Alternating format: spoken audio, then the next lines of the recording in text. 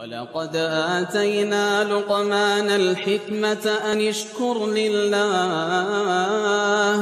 ومن يشكر فإنما يشكر لنفسه ومن كفر فإن الله غني حميد وإذ قال لقمان لابنه وهو يعظه يا بني لا تشرك بالله إن الشرك لظلم عظيم. السلام عليكم ورحمة الله وبركاته. إن الحمد لله نحمده ونستعينه ونستغفره ونعوذ بالله من شرور أنفسنا وسيئات أعمالنا من يهده الله فلا مضل له ومن يضلل فلا هادي له أشهد أن لا إله إلا الله وحده لا شريك له وأشهد أن محمدا عبده ورسوله لا نبي بعده. Insyaallah kita akan melanjutkan kajian kitab Al-Arba'in An-Nawawi. Pada kali ini kita di hadis 12, bukan? Sahih enggak? 12, ya. Kita insyaallah akan membahas hadis 12 dan juga 13 pada waktu duha ini.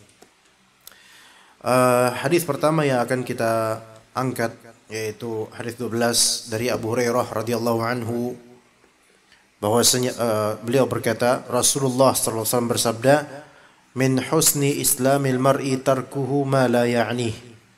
Haditsun hasan rawahu At-Tirmidzi wa ghairuhu hakadha.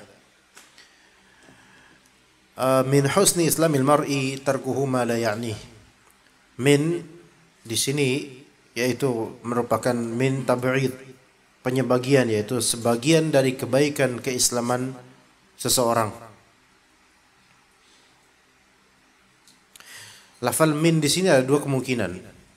Bisa maksudnya adalah tab'id, yaitu artinya sebagian dari, ya, itu artinya sebagian dari atau termasuk di antara, itu artinya. Min di sini kalau makna tab'id penyebagian, maknanya berarti termasuk di antara kebaikan keislaman seseorang. Itu bisa situ satu.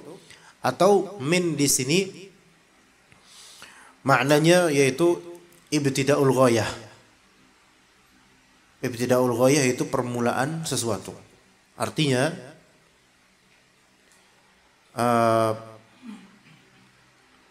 meninggalkan hal yang tidak bermanfaat itu berawal dari kebaikan Islam seseorang. Jadi ana jelaskan karena lafal min ini ana akan jelaskan dua penerjemahan yang berbeda. Antum kenapa di situ? Hah? Makanya ana ngerasa pagi ini kok kurang enak ini. Apa? Antum ngapain ngalahin? Jangan memisahkan bapak dengan anaknya. Taib. Min di sini bisa dua kemungkinan. Pertama, apa tadi pertama? Sebagian, yaitu termasuk di antara kebaikan keislaman seseorang adalah meninggalkan perkara yang tidak penting buat dia. Jadi meninggalkan perkara yang tidak penting buat seseorang itu merupakan termasuk dari kebaikan keislaman orang ini. Mafhumnya, kalau orang ini menghabiskan banyak waktunya untuk hal yang bermanfaat, berarti ini muslim yang baik nih. Itu maknanya. Itu pertama. Kedua, lafal min di sini min ibtida'il ghayah. Permulaan dari sesuatu. Bisa dimaknai adalah meninggalkan perkara yang tidak berarti, meninggalkan perkara yang tidak ada artinya buat kita, tidak bermanfaat lah gitu. Meninggalkan perkara yang tidak ada gunanya,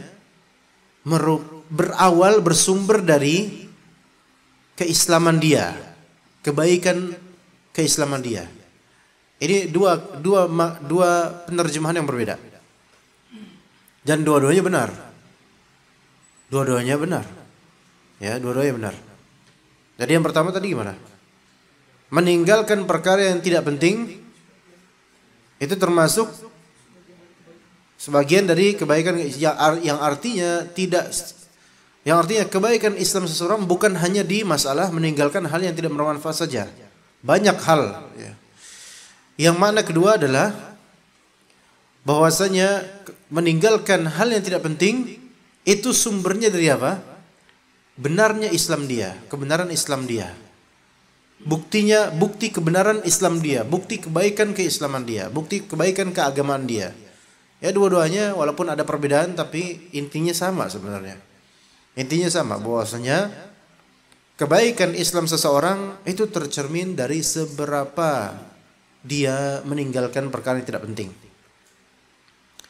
Ya, perkara yang tidak penting. Begitu. Dan disebutkan dalam syarahnya Syekh Utsaimin, ma la ya'ni, sesuatu yang tidak penting buat dia, maknanya adalah ai ma la tata'allaqu bihi inayatuhu wa yahtam bih. Yaitu apa yang tidak berkaitan dengan kepentingan dirinya. Bukan urusan dia. Maksudnya bukan urusan dia apa? Yaitu tidak ada manfaat buat dunia atau akhiratnya dia gitu loh. Dan itu berarti perkara yang misalnya kita nih, perkara yang tidak ada manfaat untuk diri kita, baik untuk dunia kita ataupun akhirat kita, itu berarti perkara yang la ya'ni, yaitu yang tidak penting buat kita. Coba misalnya gaji tetangga sebelah, antum permasalahkan. Punya tetangga antum? Punya. Nah, penting gak buat antum gaji dia? Enggak. Lalu antum permasalahkan, gimana sih? Kok gaji dia kecil dan seterusnya? Apa urusan antum? Apakah antum mendapatkan manfaat duniawi dari gajinya dia? Enggak. Ukhrawi? Apalagi gak ada urusan. Lalu ngapain antum permasalahkan? Kan gitu. Ya. Kemudian antum mencari tahu dari mana kuntilanak bisa dapat baju. Nah, coba antum cari tahu, terus antum explore ke hutan bambu atau hutan pinus, antum cari kuntilanaknya dan antum muhadatsah, ya, musaalah, murasalah, mukalamah. Antum saling bercakap dengan kunti itu. Ukhti antum, anti dapat baju dari mana? Taib. Mengetahui dari mana berasal bajunya kuntilanak, itu bermanfaat gak buat dunia? Enggak ada.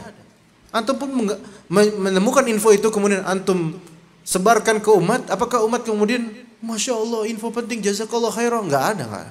Enggak ada penting-pentingnya. Akhirat enggak ada pentingnya tentang hal ini. Ya. Terus antum meneliti berapa jumlah organ tubuh undur-undur di tanah.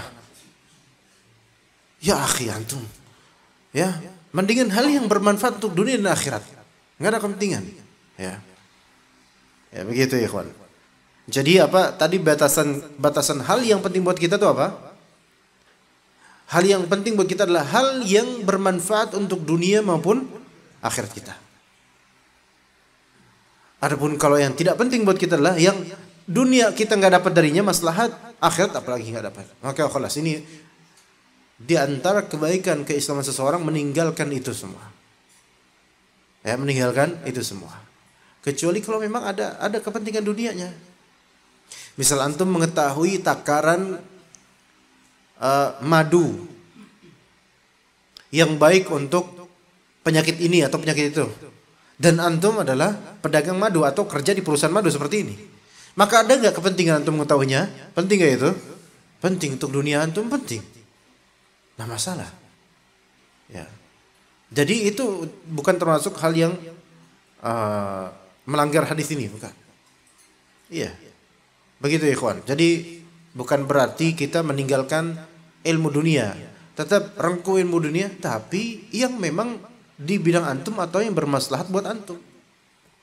Kalau itu bukan urusan antum, bukan bidang antum, antum tidak ada andil di situ, tidak ada kepentingan, maka kholas tinggalkan urusan mereka. Ya enggak? Antum misalnya berpikir keras, kenapa kok sendal swallow enggak ada yang warna pink? Kenapa? Ya enggak apa-apa, kholas sudah tinggalkan permasalahan ini. Dibahas kemudian sampai setengah jam diskusi sama teman, akhirnya enggak ada juntrungannya. Gitu. Ya. Baik, kemudian Di antara faedah dari hadis ini teman-teman sekalian, bahwasanya Islam mengatur keislaman seseorang secara detail, secara global dan detail.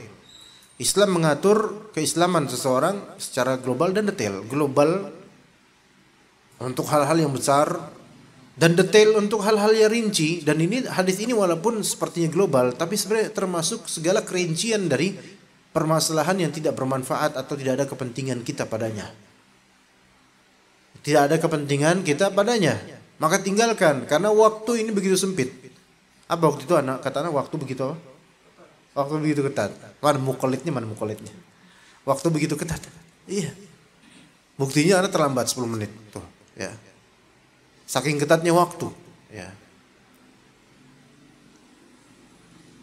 Kalau antum tidak ada kepentingan, misalnya ingin mengetahui seluruh spesies kodok dan katak, dan antum bukan orang yang di bidang itu, maka buat apa antum menghabiskan untuk itu? Sementara boleh jadi di bidang antum geluti itu belum semua ilmu antum rengkuh. Enggak? Apakah antum mengetahui seluruh madu di dunia ini? Enggak. Bahkan antum belum tentu mengetahui bedanya produk A dengan produk B di produk antum sendiri. Maka yang lebih bermanfaat yang kepentingan antum aja yang diurusin, gitu loh. Iya. Dan min husni islamil mar'i tarkuhu ma la ya'ni. Ini sampai Islam mengatur detailnya. Kalau kita lihat banyak ibu-ibu terutama. Banyak ibu-ibu atau emak-emak sambil ngacak-ngacak sayur ngobrolin siapa? Tetangga. Hal-hal detail tentang tetangga diobrolin yang tidak ada maslahat dunia, bahkan bermadarat untuk akhirat karena hisabnya besar nanti. Enggak? Ibu-ibu banyak gitu kan ibu-ibu ya. Kadang ikhwan juga banyak gitu. Ikhwan juga banyak gitu. Ngomongin tentang ustadznya, tentang ini, tentang itu yang tidak ada urusannya dengan dirinya. Maka min husni islamil mar'i tarkuhu ma la ya'ni. Kemudian berikutnya dari faedah,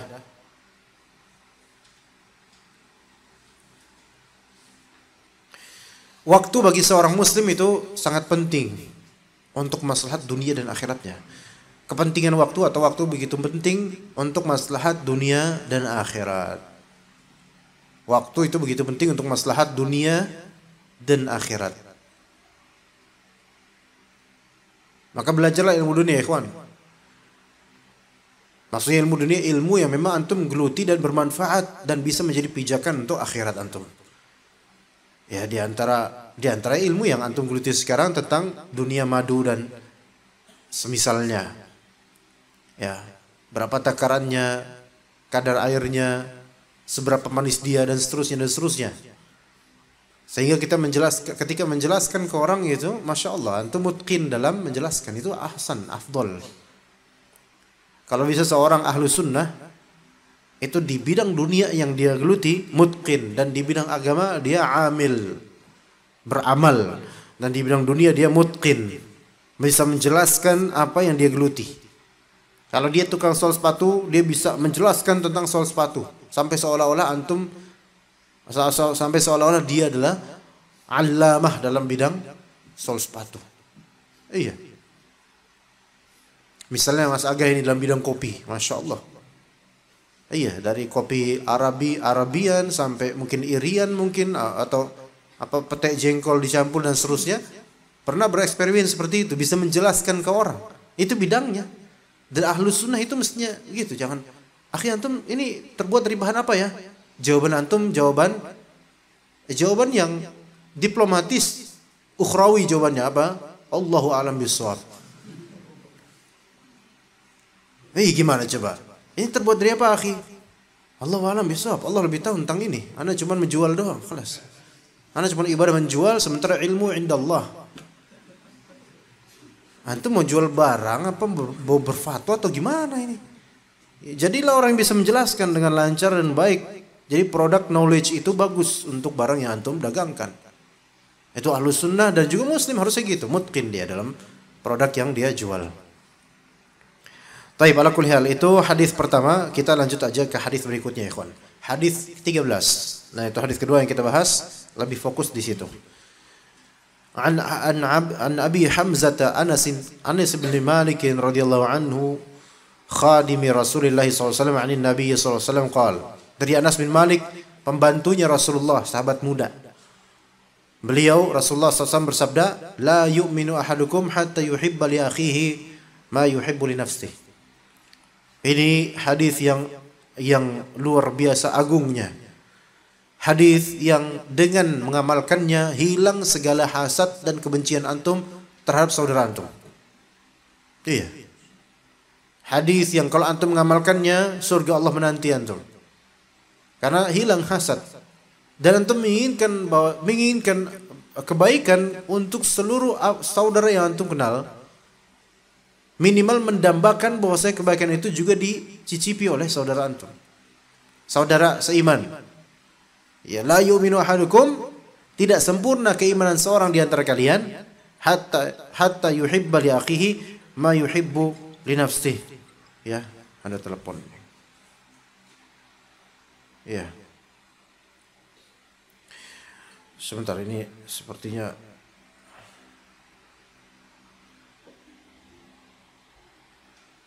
ada tadi pesan Gojek ya. Jadi kayak udah sampai rumah ini. Antum bisa nggak ke rumah Anda terus ngasih tahu Gojek? Taib.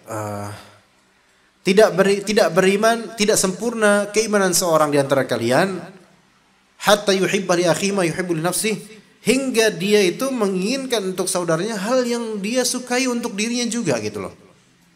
Antum suka sesuatu dan antum pengen teman antum, saudara antum juga menikmati hal tersebut. Faham nggak sampai sini? Faham?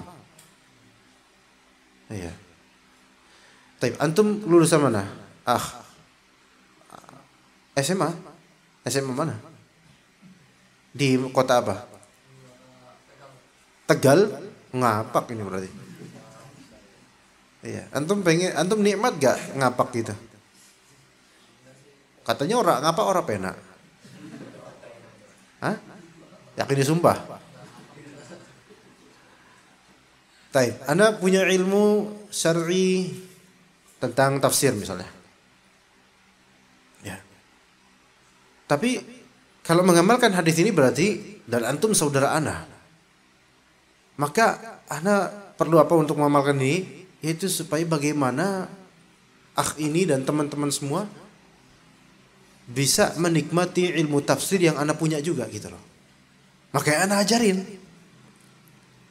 Makanya seorang alim berilmu, dia tidak ngajar, dia tidak nulis, dia ngendok aja udah di kamar sambil belajar. Enggak ngajar, enggak nulis, enggak live, enggak rekam audio, enggak pernah nulis apapun, enggak ada, kelas. Ilmunya buat saya saja. Maka dia tidak mengamalkan ini. Karena dia mendapatkan kelezatan ilmu syar'i dan dia tidak mau saudara-saudaranya juga menikmati kelezatan ilmu syar'i. Begitu. Ya, Mas ya. Antum udah tuh Pak. Kesian. Antum berdua nih. Ya. Itu dari tadi ngeliatin bapaknya loh. Jauh jaraknya. Iya. Ada ini sedikit dia nengok ke sini. Antum jangan memutuskan satu anak dari induknya. Ya. Siapa yang nyuruh antum berdua di sini? Ini orang baru apa gimana ini? Udah lama? Masya Allah antum berdua ini. Memisahkan anak dari induknya itu nggak bagus ya. Atau mau nggak dipisahin sama bapak antum? Nggak mau kan?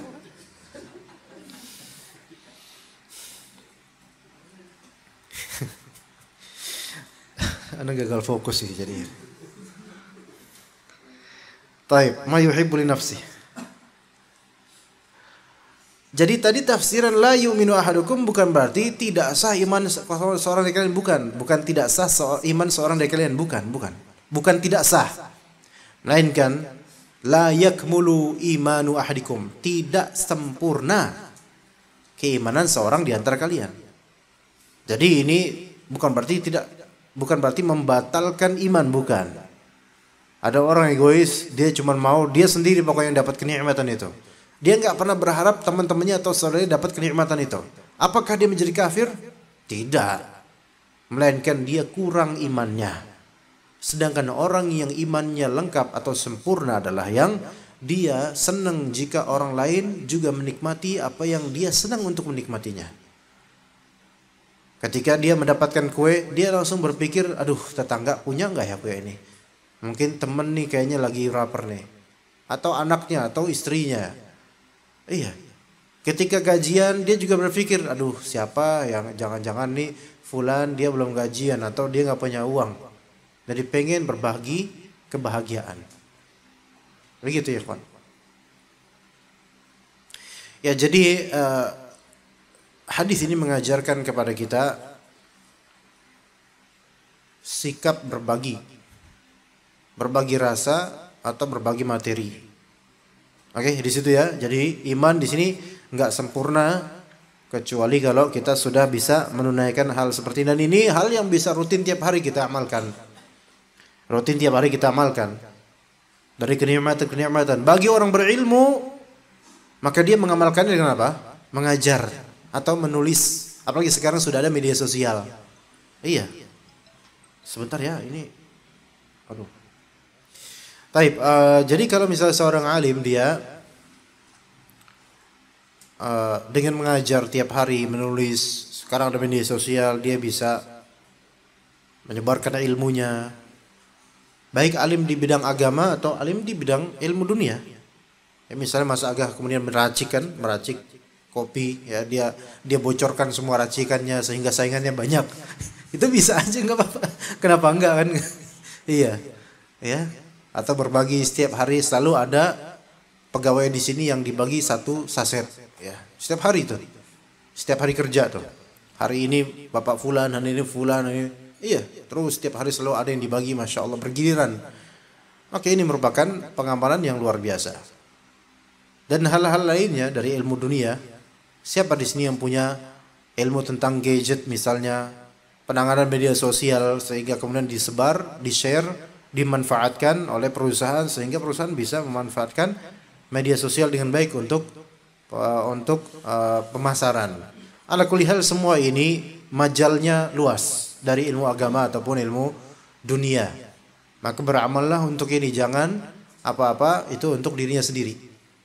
Melainkan sebarkanlah kepada orang, maka jadi manfaat insyaAllah. La yu'minu ahadukum hatta yuhibba li akhihi ma yuhibbu li nafsih. Di antara faedah dari hadis ini yang pertama adalah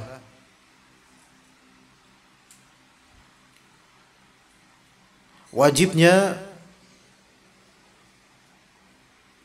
menginginkan orang untuk mendapatkan hal yang kita sukai juga. Wajibnya menginginkan agar orang mendapatkan hal yang kita sukai juga. Itu bahasa Indonesianya.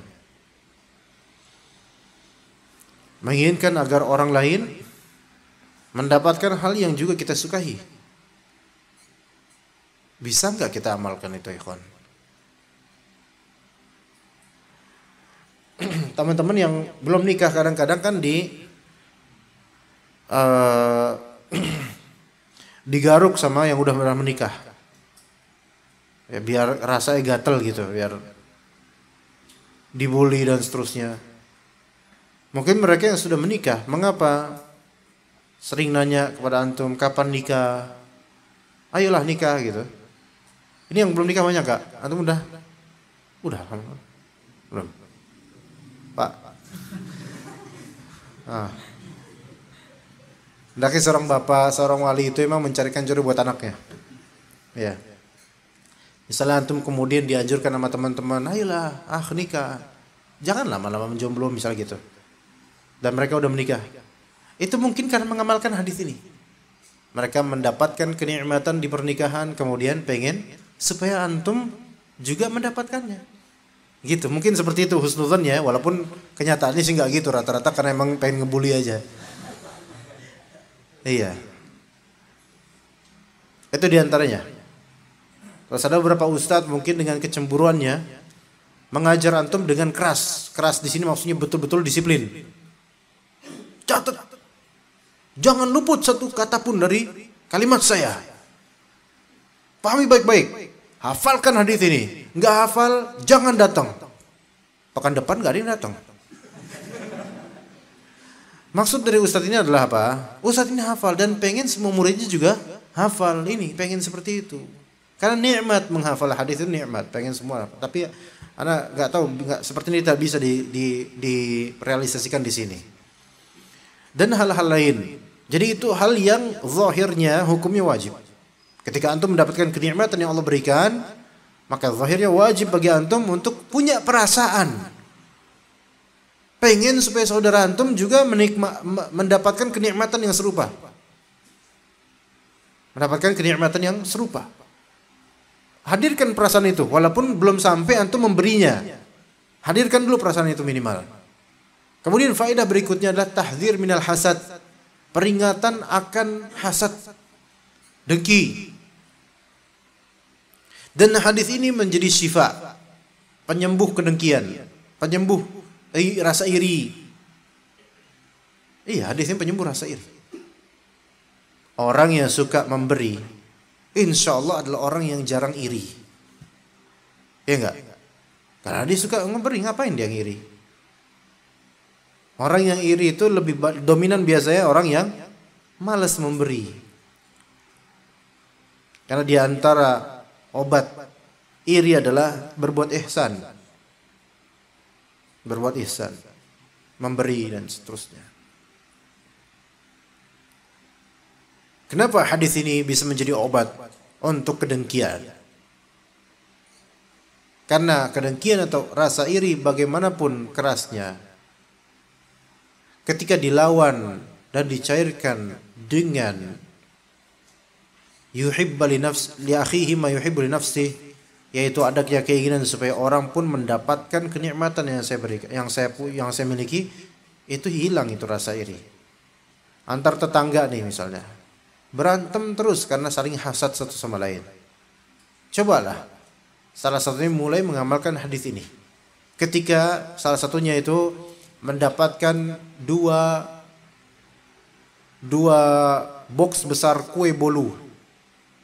Wah, nah tetangga sampingnya nggak punya kue bolu, adalah kasih tetangga samping. Itu kira-kira langsung ini nggak, redup nggak hasadnya?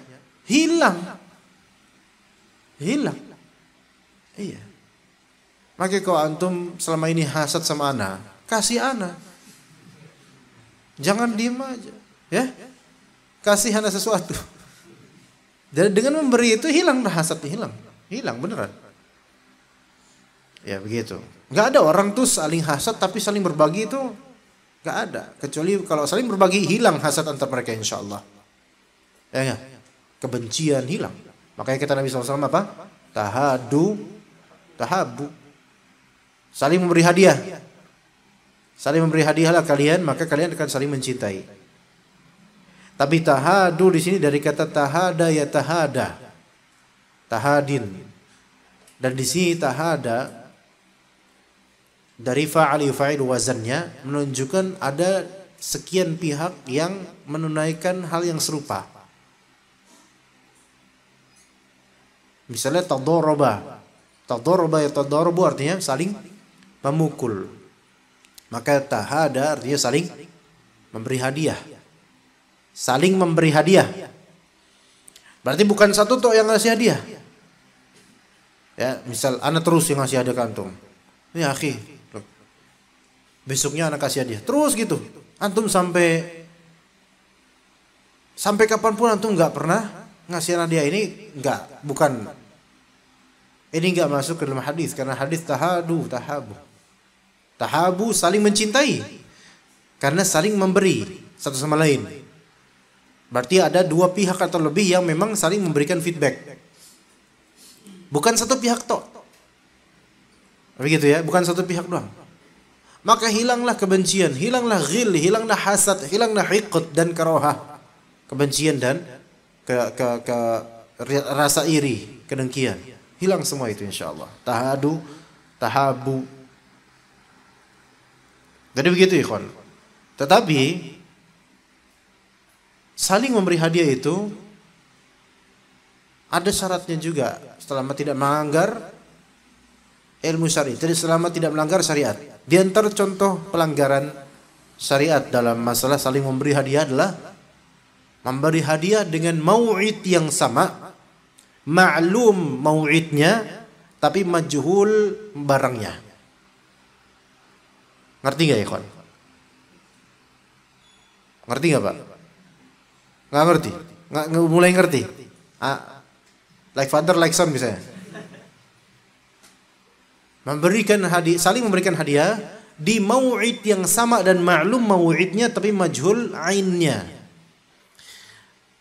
Diketahui mau'id itu tempat ataupun masa saling memberi hadiah,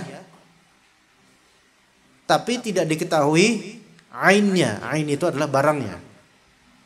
Ngerti sini kawan? Ini masuknya apa ini? Masuknya jual beli dan masuknya ke dalam gharar. Faham nggak ini? Contoh saja, insya Allah ini nggak bakal terjadi di sini karena bos antum orang KPMI ya. Nah misal saja, ayo kita saling memberi hadiah dalam mengamalkan tahadu tahabu. La yuminu ahadukum hatta yuhibba li akhihi ma yuhibbu li nafsihi. Antum semua siapin masing-masing satu kado. Isinya adalah benda yang antum atau barang yang antum pengen saudara antum siapapun itu juga menikmatinya. Paham di sini? Misalnya Bapak ini, misalnya beliau punya kitab apa gitu, buku ya. Dia suka, bermanfaat buat beliau. Akhirnya pengen saudara saya atau siapa yang di sini pengen dapat, saya pengen mereka dapat manfaatnya. Akhirnya antum beli 2 dan antum jadikan satu kado. Ya, oke, itu satu. Antum kemudian apa yang antum suka dan pengen ada saudara sini yang juga menikmatinya. Antum apa ya kira-kira? Antum sukanya apa? Gelas? Banyak. Awewe suka?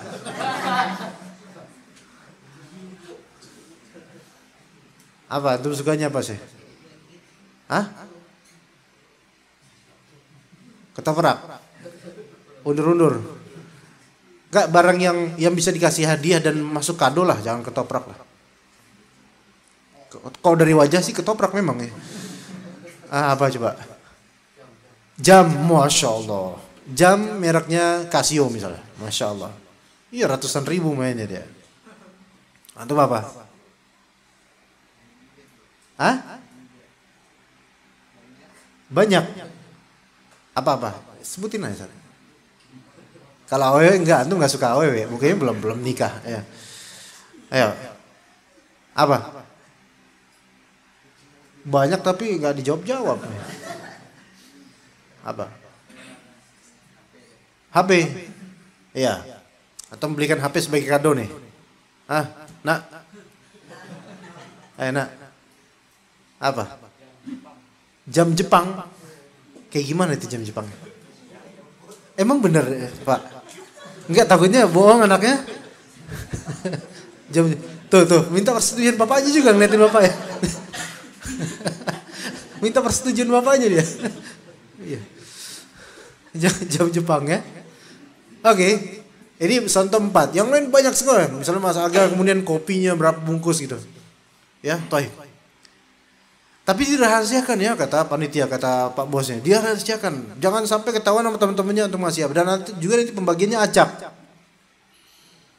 Acak kemudian pakai undian gitu. Semua terbagi ini rata dengan mau'id yang sama, ma'lum mau'idnya. Tapi barangnya majhul, enggak ketahuan. Ini masuk dalam definisi jual beli. Karena definisi jual beli apa? Mubadalatu malin bimalin ala wajhi tamliki fit ta'bid. Yaitu jual beli di sini, bai' adalah pergantian antara harta mal dengan mal, kan saling mutabadil ini, ya kan, saling tukar menukar, ya, ala wajhi ta'bid, ala wajhi tamlik, tujuannya kan supaya dimiliki oleh pihak objek kan, iya, antum ambil kan supaya antum miliki, antum kasih supaya dimiliki sama orang lain. Ya, ala wajhi ala sabili ta'bid, atau maksudnya dari ini semuanya untuk selamanya. Kepemilikan ini bukan sementara, buat antum selamanya. Oke, di antara syarat sah jual beli adalah apa? yaitu mabi'nya atau barangnya ma'lum. Barangnya ma'lum, diketahui. Jelas diketahui. Ya, baik sifatnya atau namanya atau speknya diketahui. Ini diketahui enggak? Enggak. Karena enggak diketahui dan udah gitu barang yang kedua juga enggak diketahui. Jadi saling tidak mengetahui barang yang mereka ambil atau enggak tahu. Ternyata misalnya antum dapat kado dari dia. Ada rencana enggak dapat dari kado dari dia? Enggak ada kan? Isinya enggak tahu, enggak tahu. Ternyata jam. Ya. Terus kemudian antum dapat kado isinya, wah, kok jam tangan Jepang kayak familiar di rumah gitu. Ternyata dari anaknya sendiri. Iya. Iya. Mas Agah cuman kopi 1 saset doang, Robusta 1 saset selesai. Tapi terus dia malah dapat kebalikannya dari pihak lain, dapat kunci mobil. Mobil di parkiran. Ya, dapat kunci mobil. Kan jauh banget domplang, nggak ketahuan, untung-untungan. Maka ini pertama majhul, gharar, dan bisa masuk ke dalam, takutnya masuk bisa dalam perjudian juga. Bisa aja antum nasibnya apes di situ. Siapa tahu ada teman antum yang sukanya sama undur-undur, tanahnya juga sama undur-undurnya dimasukin dalam itu. Kok saya dapetin padahal saya sudah ngasih mobil ini padahal. Coba rugi. Maka hadiah-hadiah seperti ini tidak boleh. Maksudnya bukan hadiahnya, tapi proses penghadiahannya. Dengan waktu dan mau'id yang ma'lum ini nggak boleh. Dengan waktu yang sama maksudnya. Tetapi kalau waktunya berbeda, dan kalau bisa tidak ada saling mengetahui kapan, maka ini insya Allah nggak masalah. Ini baru tahadu tahabu. Ya misalnya antum ngasih anak, Ustaz, ini buat antum Ustaz. Tadi apa yang antum ngasih? Antum suka apa tadi? Jam. Oke, jam tangan. Anda bukan, masya Allah, jazakallah khair. Terus besoknya anda ngasih antum. Baik antum tahu atau enggak, tapi mau'idnya beda. Anda ngasih antum, misalnya buku, kitab, tafsir Ibnu Katsir 1 set bahasa Arab. Iya. Buat antum, wah makasih banyak Pak. Kirain apa gitu, dibuka ternyata tafsir Ibnu Katsir. Ya Allah Ustaz, kok bahasa Arab Ustaz? Anda bilang, ittaqillah antum. Antum dikasih ilmu, bukannya malah bersyukur, malah kufur nikmat antum. Udah sini anda ambil lagi. Ya, ala kulli hal di situ tahadu tahabu, ya. Jadi jangan sampai di waktu yang sama seperti itu dengan majhulnya barang. Taib. Kemudian teman-teman sekalian, di antara faedah dari hadis yang mulia ini,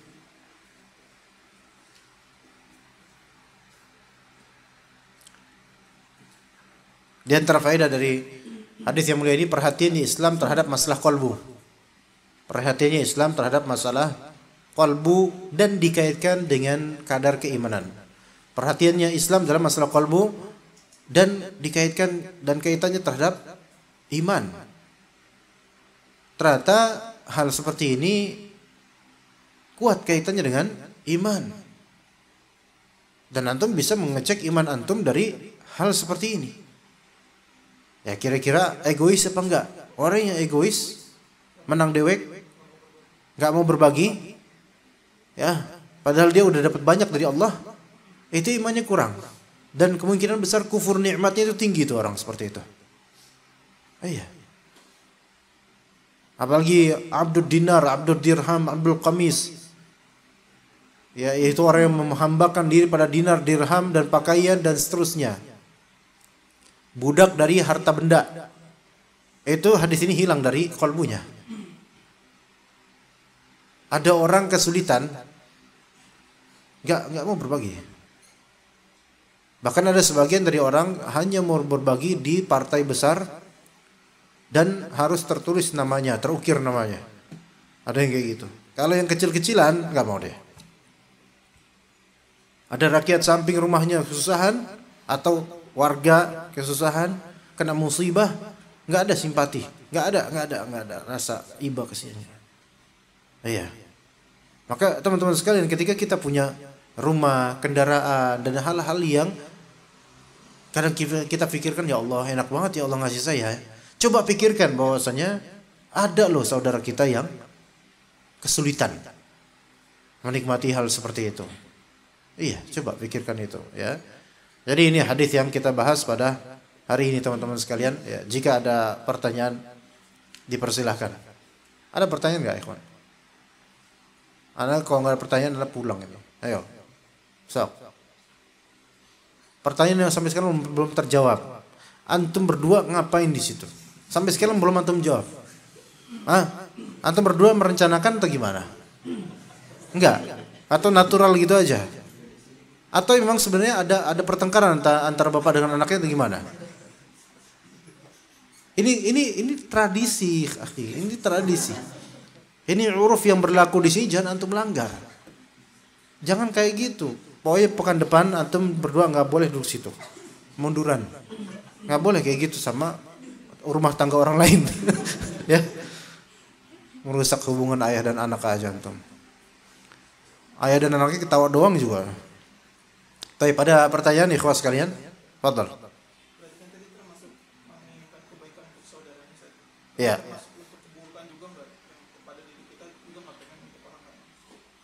Maksudnya keburukan pada diri kita?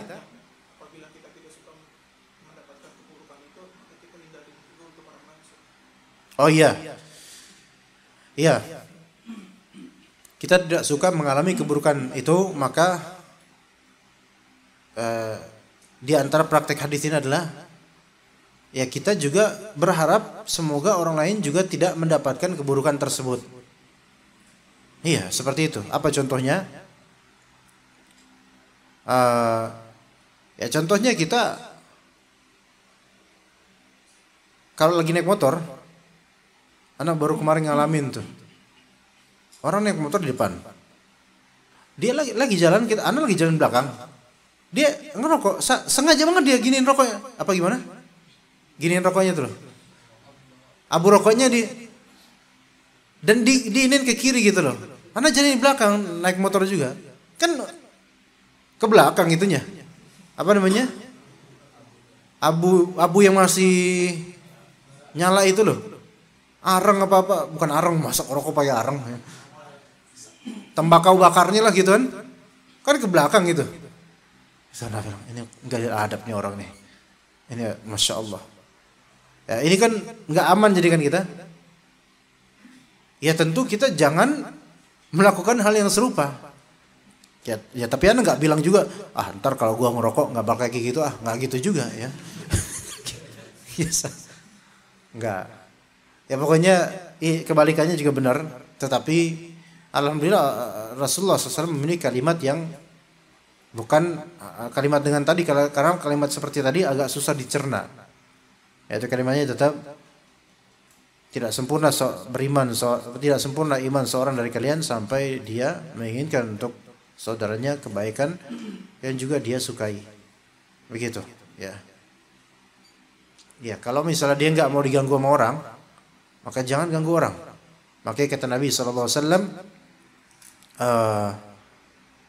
man ahabba an yuzahzaha minan nar wa yadkhulal jannah falta'tihi maniyatahu wa huwa yu'minu billahi wal yawmil akhir. Siapa yang pengen selamat dari neraka dan masuk surga, dimasukkan ke surga, maka hendaklah ketika dia mati dia beriman pada Allah dan hari akhir. Wal ya'ti ilan nasi ma yuhibbu an yu'ta ilaih. Maka hendaklah dia berikan kepada manusia hal-hal yang dia pengen manusia itu memberikan hal itu kepadanya. Atau wal ya'ti ilan nasi ma yuhibbu an yu'ta ilaih. Hendaklah dia bergaul dengan manusia dengan cara yang dia tuh pengen dipergauli dengan hal serupa. Kalau dia pengen dimuliakan, maka muliakanlah orang. Kalau dia sebagai tamu pengen dimuliakan, dikasih air, dikasih madu, maka ketika ada tamu, dia juga melakukan hal seperti itu. Maka Allah akan membalasnya melalui orang lain. Iya. Kalau dia pengen ketika lagi kesulitan dibantu, maka bantulah orang ketika lagi kesulitan. Ya seperti itu ikhwan, ya. Wallahu a'lam. Baik. Ada lagi pertanyaan ikhwan? Atau cukup sampai sini? Cukup? Khalas? Wadih? Semuanya wadih? Jelas? Insyaallah. Baik, kita cukup sampai sini insyaallah taala. Wa sallallahu ala nabiyyina Muhammad wa ala alihi wa sahbihi ajma'in. Subhanakallahumma bihamdika asyhadu an la ilaha illa anta astaghfiruka wa atubu ilaik. Assalamualaikum warahmatullahi wabarakatuh.